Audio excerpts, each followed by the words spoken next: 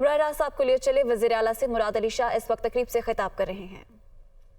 सिंध में 8.85 million exact number याद नहीं घराने, इस तरीके से पंजाब, खैबर पख्तूनख्वा और बलूचिस्तान में हमारे घरानों की एवरेज साइज 5.5, KPK की 8, बलूचिस्तान की 7.8 थी, 7.7 थी, मैं भूल गया हूँ एग्जैक्ट, और पंजाब की 6.5, तो हमारी 5.5।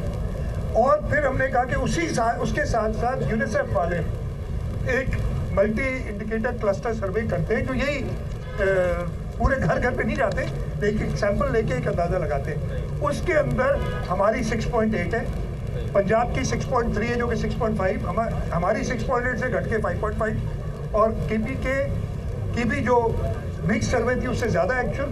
हमने कहा यार सिर्फ हमें एवरेज कर दो बाकी सारे सूबों पर, वो एवरेज करो तो हमारी आबादी 62 मिलियन बनती है, जो कि 47.5 आपने बताई हुई है। बहुत सिंपल ये दिया तो उनके मुंह बंद हो गए थे। इसी वजह से उन्होंने कहा यार ये अब यूँ करो इस, और मैंने डिसेंट किया था, यानी हुकूमत सिंध ने, मैं हुकूमत सिंध को रिप्रेजेंट करता था, मेरी काबीना ने मुझे यही डायरेक्शन दी कि आपने ये सेंसस नहीं मानना है, तो ऐसी सूरत हाल ना पैदा करें कि हम दोबारा कहें कि हमें ये सेंसस नहीं मानना है।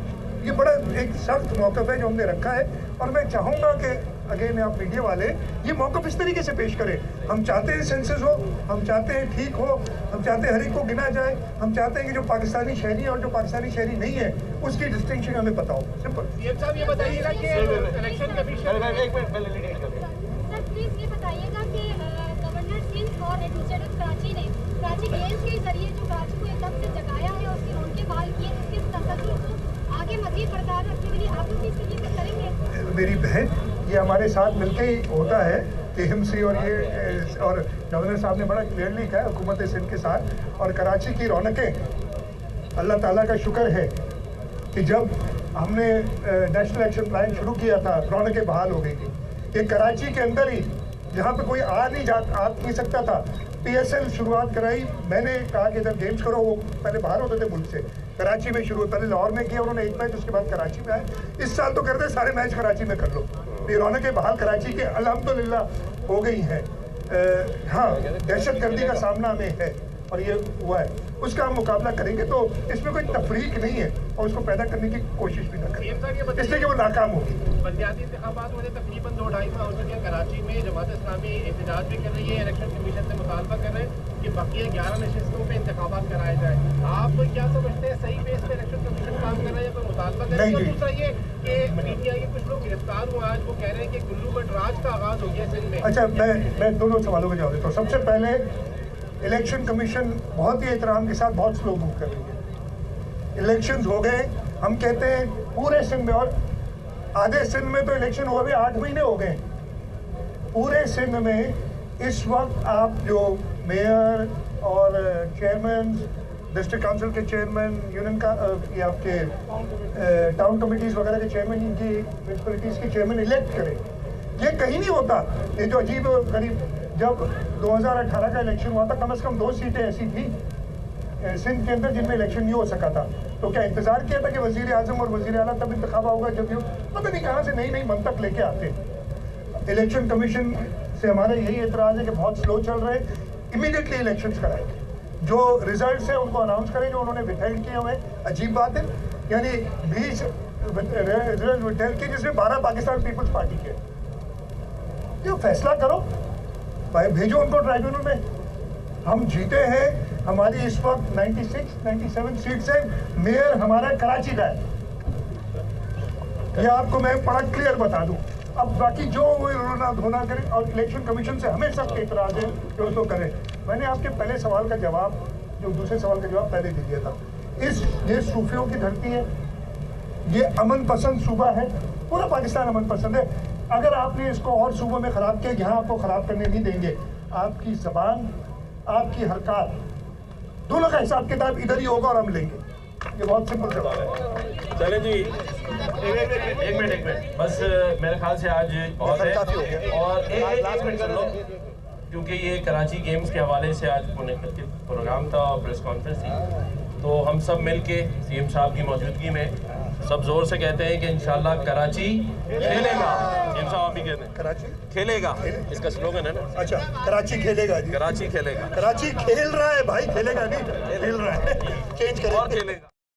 सिंध एक अमन पसंद सूबा है। वज़ीर आला सिंध मुराद अली शाह गवर्नर सिंध कामरान टिसोरी मीडिया से गुफ्तगू कर रहे थे और उनका कहना था कि इखलाक से गिरी हुई बात किसी को करने नहीं देंगे।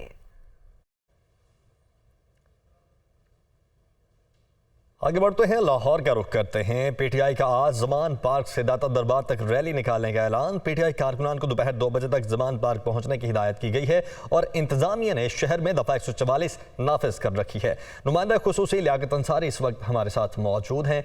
लियाकत, आप जमान पार्क के बाहर ही मौजूद हैं। एक तो ये बताएगा यहाँ के नाजिर आप क्या देख रहे हैं, दूसरी जानिब जिले इंतजामिया की जानिब से इजाज़त भी नहीं दी गई और दफा 144 भी नाफिज है। आज क्या होने जा रहा है? देखिए, तहरीक इंसाफ के चेयरमैन इमरान खान ने आज 2 बजे जमान पार्क से दाता दरबार तक रैली निकालना है, जिसके लिए जो शेड्यूल और रूट जो है वो जारी किया जा चुका है, जिसके तहत जमान पार्क से निकलने के बाद अलामा इकबाल रोड और फिर रेलवे स्टेशन, इसी तरह ब्रांदर्स रोड से होती हुई ये रैली भाटी चौक और फिर दाता दरबार चौक जाकर इख्तिताम पजीर होगी। लेकिन इस वक्त सूरत हाल ये है कि पीटीआई जो है वो इलेक्शन कमीशन ऑफ पंजाब के दफ्तर में तो अपनी पटिशन दायर कर चुकी है। इस्लामाबाद में ये टास्क बाबर अवान को दिया गया कि वो इलेक्शन कमीशन ऑफ पाकिस्तान में पटिशन दायर करें, लेकिन जो अभी लाहौर हाई कोर्ट में अभी पटिशन दायर नहीं हो सकी, वहाँ पर शाह महमूद कुरैशी और फवाद चौधरी को पटिशन दायर करने के लिए जाना है। जमान पार्क की अगर बात की जाए तो यहाँ पीटीआई के कारकुन पहुँचना शुरू हो चुके हैं। वो 2 बजे का वक्त है, लेकिन पीटीआई के कारकुन लाहौर के मुख्तलिफ इलाकों से जो है वो जमान पार्क का रुख कर रहे हैं। लगता यही है कि पीटीआई की क़यादत इस बात का इंतज़ार करेगी कि लाहौर हाई कोर्ट या फिर इलेक्शन कमीशन से उसे दफ़ा 144 के खिलाफ रिलीफ मिले, तो उस सूरत में जो है वो रैली निकाली जाए।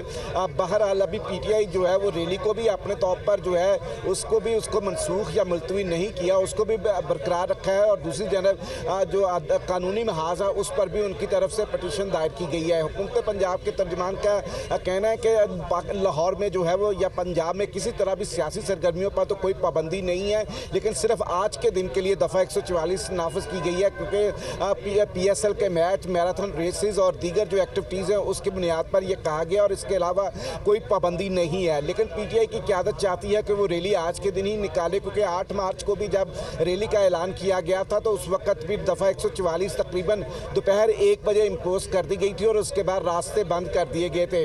लेकिन अगर हम अभी इस वक्त की सूरत बात करें तो यह जो किनार रोड है यहाँ पर ट्रैफिक चल रही है, अभी रास्तों की बंदिश नहीं इंतज़ामिया ने किसी तरह की। यहाँ पर पुलिस की नफरी भी कोई खासी जमान पार्क के कुर्बा जवार में नहीं है।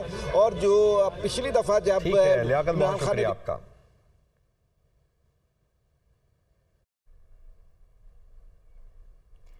निगरान हुकूमत पंजाब ने लाहौर में दफ़ा 144 नाफिज कर दी। निगरान वज़ीर इत्तलात पंजाब आमिर मीर का कहना है कि आज लाहौर में रैली निकालने पर पाबंदी है। इलेक्शन मुहिम 6 अप्रैल से पहले शुरू नहीं की जा सकती। रियासत की रिट को चैलेंज किया गया तो सख्ती करेंगे। इमरान खान कानून हाथ में लेने की कोशिश ना करे। उनका मजीद क्या कहना था, आइए आपको भी दिखाते हैं। 12 मार्च एक हसास दिन है, तो आज तो ये पाबंदी है और अगर वो कोर्ट में जाना चाहते हैं, पिछली दफ़ा भी कोर्ट में गए थे, एक दिन लेट गए थे, उनको परमिशन मिल गई फ़ौरन, क्योंकि 144 जो है ये कानून में मौजूद है। इसका बुनियादी मकसद यही है कि लॉ एंड ऑर्डर सिचुएशन जो है उसको ख़राब होने से रोका जा सके। तीनों इवेंट्स जो इस शहर में हो रहे हैं, तो हमने मुज़ाकरात किए उनसे और लोकल इंतज़ामिया ने उन्हें बताया कि आप मेहरबानी करें, इस काम को आप आगे ले जाएं, क्योंकि अगर आप इस पे इसरार करेंगे तो इसकी इजाज़त नहीं मिलेगी। तो उन्हें तहरीरी तौर पर भी ये कन्वे किया गया और फिर जो DC लाहौर हैं उनके भी मुज़ाकरात हुए पीटीआई की क़यादत से, लेकिन इन तमाम तर कोशिशों के बावजूद पीटीआई की क़यादत अपने फ़ैसले पर अड़ी हुई थी। तो अब हुकूमत पंजाब ने शहर में इस हसास दिन यानी 12 मार्च 2023 को रैली निकालने पर पाबंदी आयद करने का फ़ैसला किया और दफ़ा 144 का नफाज किया जा रहा है, ताकि किसी भी किस्म के नाखुशगवार वाक़े से बचा जा सके। तो खबर है लाहौर से। तहरीक इंसाफ की रैली है। निगरान हुकूमत पंजाब ने दफा 144 का नोटिफिकेशन जारी कर दिया है। रात के सूबाई वज़ीर इत्तलात ने दफा 144 नाफिज करने का ऐलान किया था। महकमा दाखिला पंजाब ने लाहौर में दफा 144 के नफाज का नोटिफिकेशन जारी किया है। तो तहरीक इंसाफ की रैली है। निगरान हुकूमत पंजाब ने दफा 144 का नोटिफिकेशन भी जारी कर दिया है। इसी हवाले से मजीद जानेंगे deputy bureau chief Lahore Hasan Raza से। हसन, नोटिफिकेशन जारी कर दिया गया है, कितने रोज के लिए दफा 144 नाफिज की जाएगी, आगाह कीजिएगा। देखें, ये तकरीबन कोई 11 बजे के करीब पंजाब में दफा 144 का नोटिफिकेशन जारी किया गया है और दफा 144 के तहत सिर्फ एक रोज यानी आज के दिन तक 12 मार्च के रोज ही रात 12 बजे तक लाहौर में दफा 144 से जो है वो नाफिज रहेगी, जिसमें जलसा, जुलूस, रैलियां करने पर मुकम्मल तौर पर पाबंदी आयद की गई है। और महकमा दाखिला पंजाब की जानिब से और डिप्टी कमिश्नर लाहौर की जानिब से जो नोटिफिकेशन जारी किए गए हैं, इसके मुताबिक एहतजाज, धरने, मुजाहरों पर मुकम्मल तौर पर पाबंदी होगी और पाबंदी लाहौर में ट्रैफिक सिक्योरिटी की खराब सूरत के पेश नजर लगाई गई है।